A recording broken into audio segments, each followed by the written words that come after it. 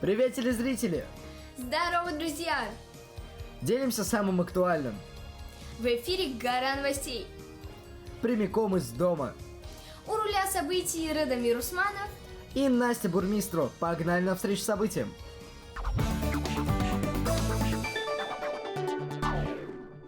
В какие музеи можно попасть только сейчас? Кто в детской информслужбе работает на удаленке с первых же дней? Что поднимает настроение и разыгрывает аппетит? И какие уроки ежедневно готовит наш детско-юношеский телеканал «Тамыр»? Все это и намного больше в «Горе новостей». Так что смотри и не переключайся.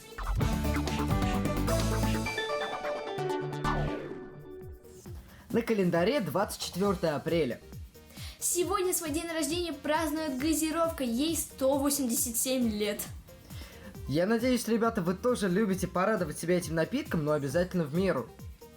Иногда можно, главное, знать меру. Как и мы знаем меру и рассказываем новости, которые вы вряд ли где-то услышите. Учебную программу для старшеклассников не будут переносить на следующий год.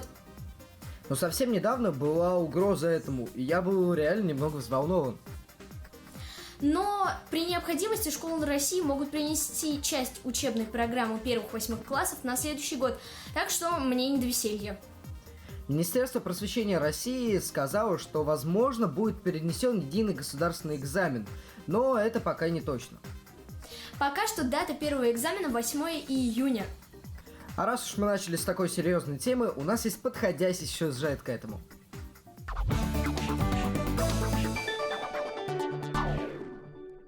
Потеря духа и отчаяние погубило здорового. Эта учебная четверть самая необычная не только для нас, но и для учителей и даже для телевидения. Наш детско-юношеский телеканал «Тамыр» делает проект, который ежедневно выходит на 5 телеканалах. Впервые в истории образования внедрен новый формат обучения – дистанционный. Нас удивить сложно, а зацепить внимание и вызвать интерес тем более. Ну а без детско-юношеского телеканала «Тамыр» естественно не обошлось. Ведь кто, если не мы, знаем, как сделать качественный и уникальный контент, который будет одинаково хорошо обучать и развлекать. Вот эти ежедневные эфиры – дело рук наших коллег. Самый первый урок провел глава Республики Башкортостан Ради Фаритович Хабиров. Я думаю, что все заценили такой крутой педагогический состав. Мы проведем сегодня уроки с вами дистанционно, в разных режимах. Мы к этому готовились. Ежедневно мы начинаем наше утро с важных встреч. Вот, например, министр образования и науки Республики Башкортостан Айбулат Вакилович Хажин. Вы должны всегда помнить, что правильное питание – это залог здоровья. Проект называется «Открытый урок», а ведь действительно на нем могут побывать абсолютно все. Но кто бы мог подумать, что уроки мы будем смотреть по телеку и гору времени проводить за компом. Да уж, желания они такие, им свойственно сбываться. Никита Гуров специально для «Горы новостей».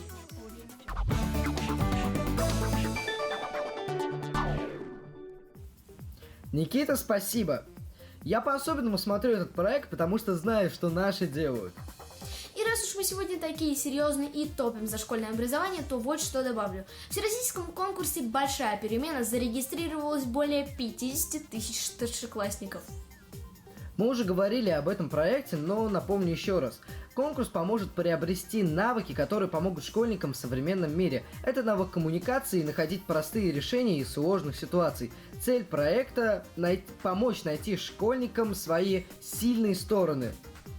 Конкурс стартовал 28 марта и продлится по 23 июня. Первый этап, который предстоит старшеклассникам, это дистанционный, это работа с кейсами. Ну а очный этап и финал будет в октябре. Сидим на карантине с умом.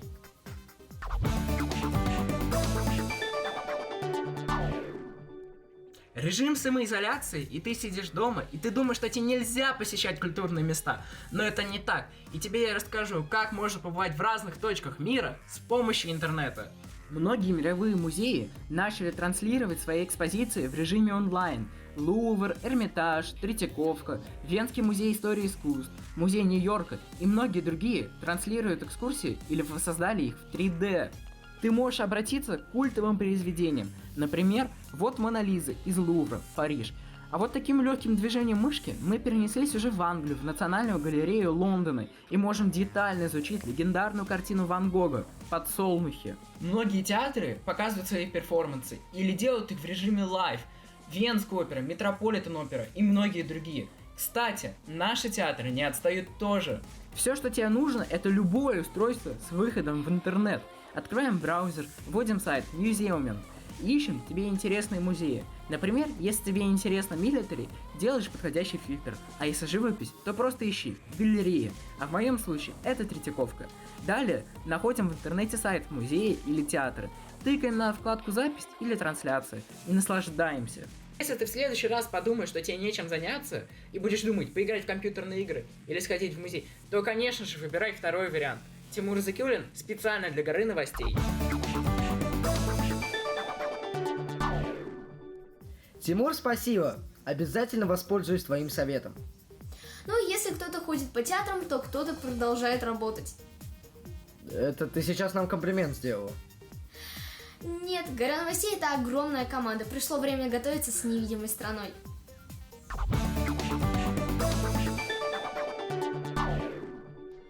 Ну что, не скучаете на карантине? Я-то уж точно не скучаю. Ведь работа телевизионщиков кипит всегда. Если ведущим Горы новостей было немного сложно перейти на дистанционную работу и вести эфиры из дома, ведь, сами понимаете, ничего не заменит те ощущения, когда ты находишься в студии и ведешь тот самый прямой эфир, то в моей работе особо ничего не поменялось. Я отвечаю за группы ВКонтакте и наш аккаунт на Ютубе. Моя работа не требует отдельного кабинета или студии. Я могу писать интересные тексты и сообщать вам о всех крутых новостях, будучи в любом месте. Главное, чтобы со мной был мой компьютер. Если вы думаете, что моя работа достаточно простая, то вы ошибаетесь. Чтобы писать интересные и качественные тексты, нужно хорошо знать русский язык и быть эрудированным. Новые сюжеты я внимательно отсматриваю, определяю тему и начинаю писать. Оставайтесь дома и открывайте все самое интересное вместе с нами. Дарья Карпова специально для Горы новостей. Мы активно развиваем соцсети. Смотрите наш эфир в Инстаграме. Совсем скоро, в субботу, мы с Радомиром будем в прямом эфире. С нетерпением жду встречи. А пока ждем, предлагаю воспользоваться советом Яны.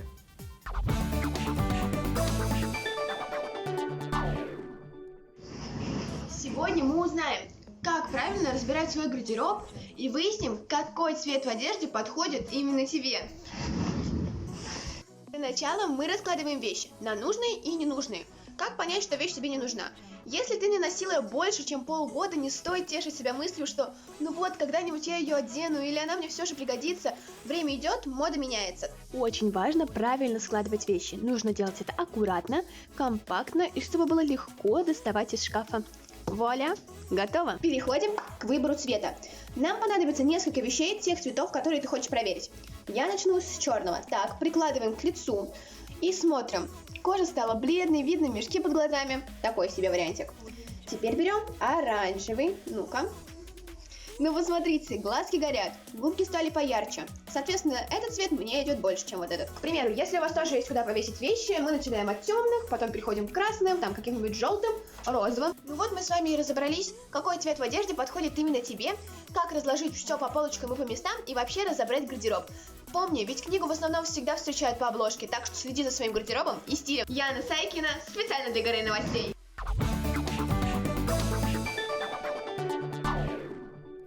Яна, спасибо. Я думаю, многие модники возьмут этот лайфхак на заметку.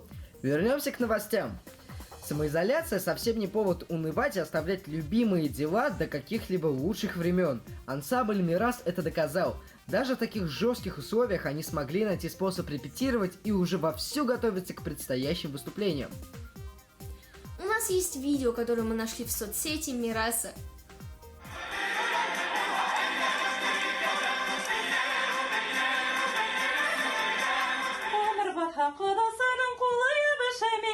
Ой, ты Россия, ой, матушка Россия. Ой, дриди, ой, люля, всю ночь просидела. Надо брать с них пример. А вот вы, например, знаете, чем занимаются ведущие «Горы новостей» на самоизоляции? У нас есть ответ на этот вопрос, а вернее даже целый сюжет.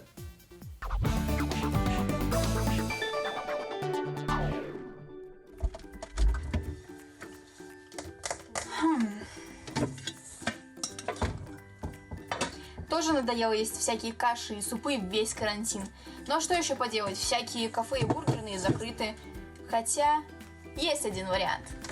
Поэтому прямо сейчас я предлагаю тебе вместе со мной приготовить нормальную еду, а именно ПП Бургер. Ух, так лучше. Поехали. Итак, нам понадобится соус абсолютно любой, но у меня специально для бургеров. Помидоры, яйца, булочки, огурец, куриное филе, листья салата и сыр. Шаг первый. Курицу отбиваем, солим, и если у вас есть приправа, ее можно добавить. Дальше курицу нужно пожарить. Пока жарится курица, мы разбиваем на сковородку пару яиц. Когда курица пожарилась, мы снимаем ее, в моем случае, с гриля и кладем пару булочек. Нам тоже нужно, чтобы они поджарились. Пока они жарятся, нужно нарезать овощи, а именно огурцы и помидоры.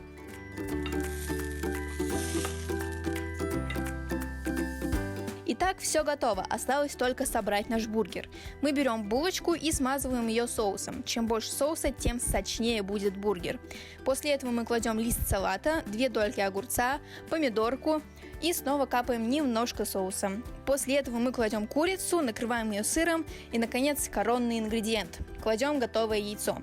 Сверху накрываем второй булочкой, и чтобы бургер не развалился, его можно проткнуть шпажкой.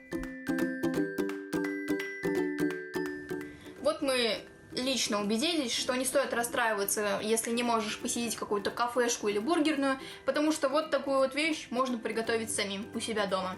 Пробуем?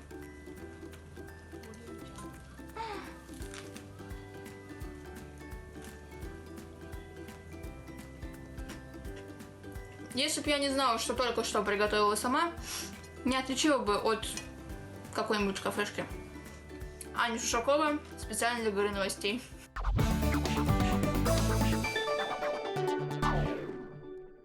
Отличная идея! А на этом, собственно, и все. С новостями и событиями дня тебя знакомили Настя Бурмистрова и Радомир Усманов. Включай нас каждый день и будь на вершине событий. Пока-пока! Пока-пока!